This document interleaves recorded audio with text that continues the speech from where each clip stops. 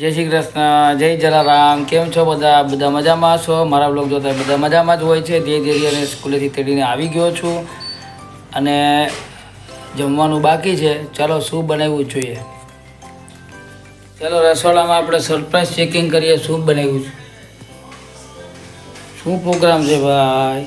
Saturday અડદની દાળ ને રોટલા. સેટરડે સરસ. રોટલા પછી બીજું અડદની દાળ, રીંગણા બટેટાનું અવેજું શાક. અરે સરસ. બીજું ભાત, છાશ, સંભારો. સંભારો, મસાલાવાળી ડુંગળી, પાપડ.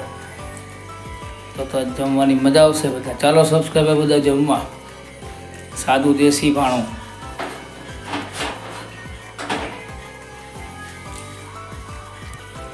જો રોટલા બને છે હાથે. આ રીતે બનાવતા કોને આવડે છે કમેન્ટમાં ખાસ લખજો.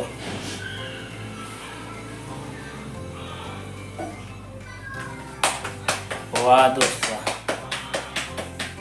આ કોની પાસે શીખી? મમ્મી પાસેથી. હે? મમ્મી પાસેથી.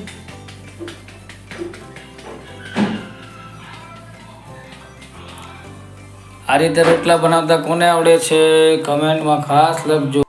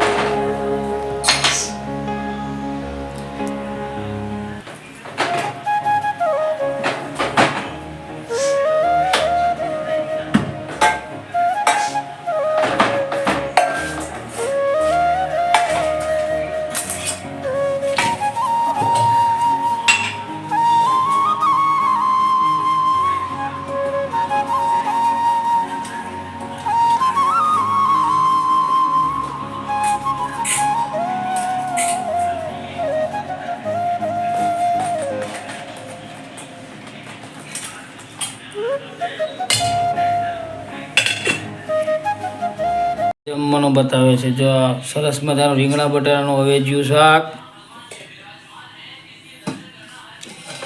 અડદની દાળ, વાહ દોસ્તો, સરસ મજાની છાશ,